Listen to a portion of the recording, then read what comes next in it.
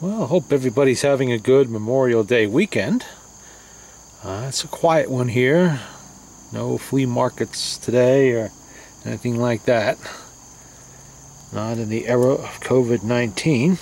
Most are closed anyway, and the few that are open have abbreviated hours and days, and a lot of the normal vendors aren't showing up anyway. So I decided to stay home and work on my Victrolas today, or in this case, my Victor.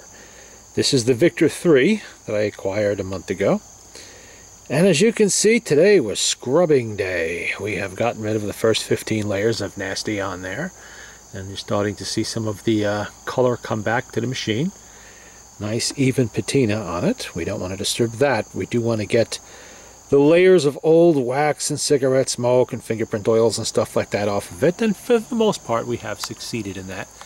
Few tiny areas I'm going to touch up yet, but a little bit more scrubbing. But other than that, that's mostly in the pillars there where it's harder to get the dirt out, you know, in here and stuff like that.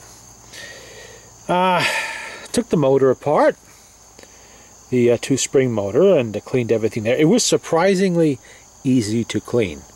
I mean, it looked clean. You notice from the last video, it did appear to be somewhat clean in there, and I did say that this machine did come from a place where it had been taken care of. I mean, they were making an effort to keep it operational. There was nothing actually broken on it. It just had some creative repairs, like that leather piece they tried to substitute for rubber gaskets in the reproducer, stuff like that. I discovered the springs appear to have been replaced at some point. Could have been yesterday, could have been 80 years ago, who knows. They don't have the usual dog logo stamped on them that you get from the Victor company. But because of the age of this machine, I cannot be 100% certain that they're not original. Maybe they simply weren't using that marking at that time. Much like they're not using the Roman numerals yet on that tag. It's Victor 3 instead of, you know, Victor III. Anyway, the springs were in good shape. Took them out, cleaned them up. Like I said, they were very, very easy. I mean, it was the typical black graphite grease you'd expect to find in there. It was dry, yeah, a little on the dry side, but just wet enough that a dunk in the solvent tank over there pretty much took it all off. No heavy scrubbing. You know, there was no HMV style struggling here to get everything apart, you know, and cleaned. This motor came out. There was no surprises in there.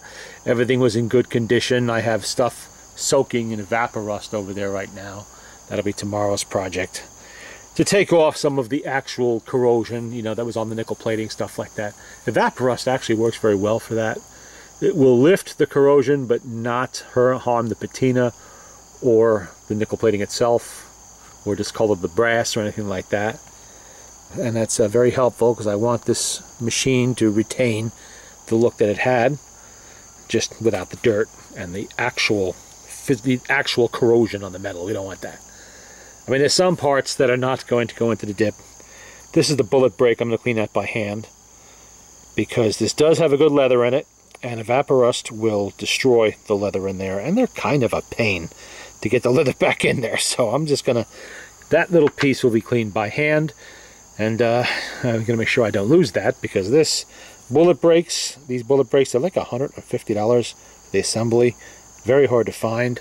Only the oldest machines have them, so we want to keep control of that, make sure it doesn't drift away anywhere. I did put the feet on the machine. They're on there.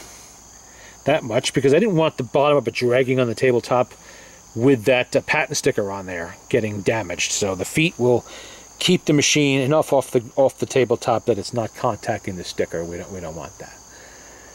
It's in amazingly good condition. The wood is really, really nice. I mean, very few little dings even. But like I said, this machine was being taken care of. And that shows the difference between a machine that was sort of abandoned in the 1920s and stuck in an attic or a barn and then ignored for 80 years, compared to one that was actually had pride of place in the house, and they were actually playing it occasionally. I don't know when they stopped playing it, or if they did. I don't know when the last owner passed on. You know, I don't have that information, but it looked clean enough. Even the dust wasn't that thick. It was the kind of dust you'd get from maybe 6 months of sitting around, that kind of thing, in a house that's not being used. From my understanding, the house was being emptied out slowly, and the only reason I have this machine is because nobody in the family had room for it or wanted to make a multi-state journey to pick it up. So they decided to put it on the market and sell it, because initially they were not going to. They were going to hold on to it. Like I said, there were no surprises. Everything came apart very easily. Everything was clean. The only noticeable problem I saw was all the green crap on the governor, you know, that on the brass, and on the governor weights, which appear to be pot metal, which surprised me, because I'm used to, you know, the typical nickel-plated brass ones, or, you know, that they use, but, and so does HMV. This one, however, had apparently pot metal weights, because they are corroding, not to the point where they're useless, and obviously I could easily replace them with weights from a later Victor Governor, but I don't want to do that because it is one of the unique features of this machine, and I want to try to keep that. The Governor's springs appear to be in good condition, which is good, because I don't have any of that size in stock at the moment. Everything appears to be well cared for. There were, you know, I could tell that the motor had been apart before. You can always tell. You've heard in my video about tools, I probably mentioned the importance of using properly sized screwdrivers in machine screws, so you don't bugger up the tips of the screws, slots rather. So I can always tell when something's been apart, because it's no longer a perfect slot anymore. It's got wear, it's got little divots and stuff like that. Some of them are outright buggered. Not on this machine. I could just see enough in there that they took it apart with regular screwdrivers. You know, there's enough there that shows. So obviously somebody had, you know, serviced it in the past, kept it clean, kept it in good condition. For some reason, the washers between the motor board and the motor do not appear to be there. See if I can get that open one-handed. Let me put that down for a second, and I'll open the lid. You can see what I mean. There we go. Okay. You can see there's one rubber type washer there, badly deteriorated. It's really nasty. So I don't know if that's an original rubber washer. I've never seen a rubber washer used there on a Victor machine. They're always felt. And maybe there were no washers, but I have to believe there probably were. So what I'm going to do is substitute some felt washers off of one of my parts motors from a later Victor machine, or Victrola. They'll do just fine. They'll take care of the spacing needed there. I can see that somebody did a repair here. This is the crank here, and you can see it's got 2 holes right there. Apparently the first hole had worn out. So instead of using some matchsticks and glue to repair it, they simply made another hole slightly further up. There was just enough play in that hole to do it, I guess, and attached it. But when I put the washers in, the angle is going to change back to the original. So I will be able to, you know, you want to have this properly centered in the hole, the crank, and lining up with the motor, with the shaft, the winding shaft on the motor. So with the new washers and putting it back into that hole, the lower one, that should take care of that problem. But, you know, somebody had been trying to keep the machine together, and you see repairs like that in older machines that have had so a long service life.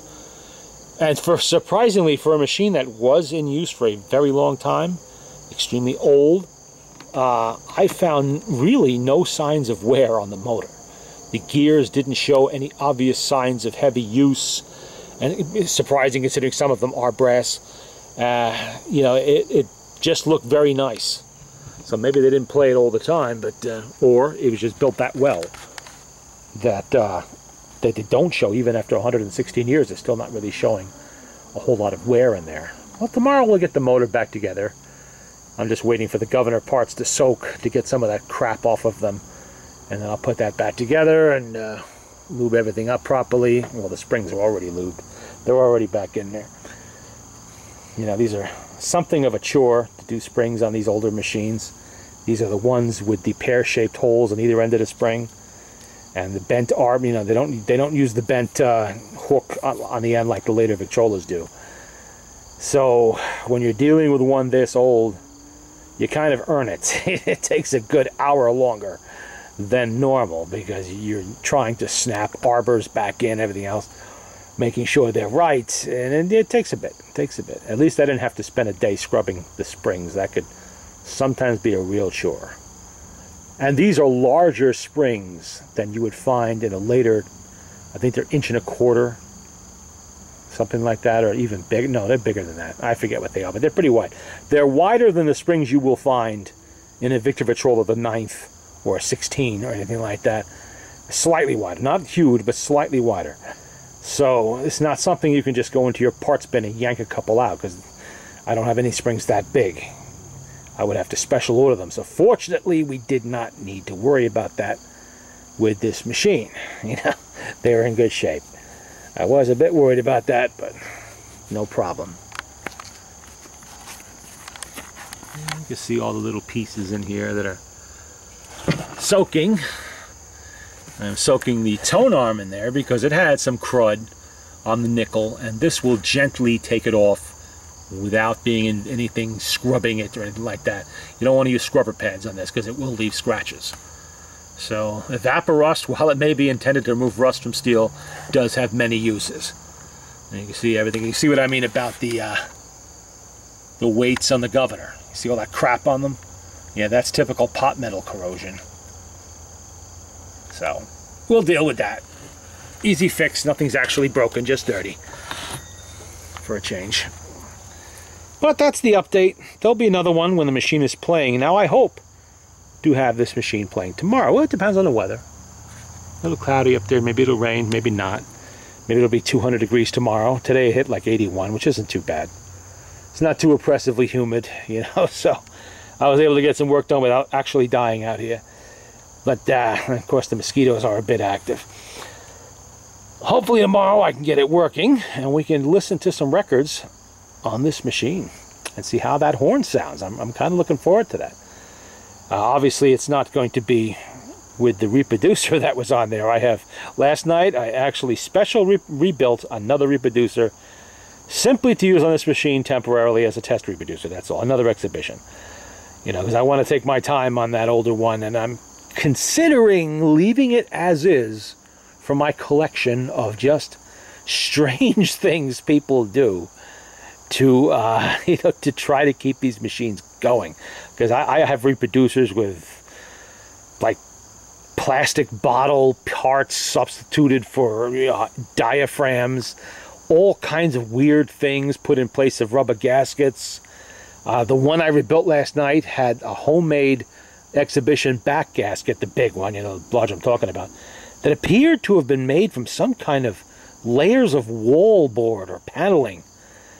You know, perfectly shaped round with the holes drilled in the proper spots and the brass sleeve put in from the original rubber one, and the proper spacing between the brass sleeve and the reproducer body that you would find in some of the better reproduction rubber isolator gaskets. But it's totally useless for playing records. I mean, it has no give. It can't move with the reproducer. So obviously it was made for, you know, for show, but not for listening. You know, some people don't play their machines. They just want them to look good, look proper, but don't really care how they play. I care how it plays because I actually do play these machines. So I will think about it. I may rebuild it. Obviously, the reproducer is going to stay with the machine. I'll put it back on there, you know, when I keep the machine on. And I probably will eventually rebuild it, but I want to take some good pictures first of that reproducer, just the way it is.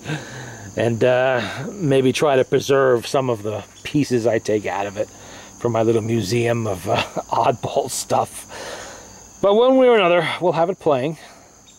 The only difference between the exhibition reproducer that came on this machine and an exhibition reproducer from a mid-teens Victrola the 4th, for example, is that it doesn't, you know, the later ones don't have the round hole in the needle bar for the needle.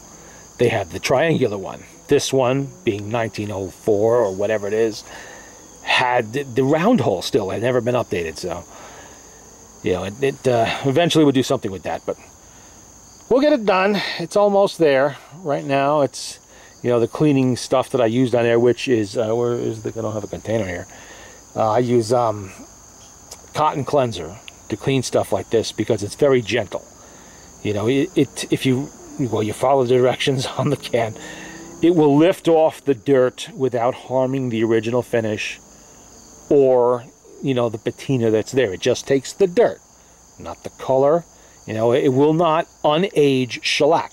It won't do that. You're still going to have alligator ring. You know, you're still going to have a darker color from age. It's just going to take the dirt away. That's all. The stuff, the nasty stuff we don't want. And so they did that very nicely. And I discovered 2 loose wooden pieces here and here. Because like I said, this is 3 pieces. 1, 2, 3. Just glued onto the corner. 2 of these little top and bottom, they fell out. But that's okay. It's only a 5-second fix. A little Elmer's wood glue and boom, right back on. That's all they use. High glue is all they use at the factory. So, that's it for now. That's the update.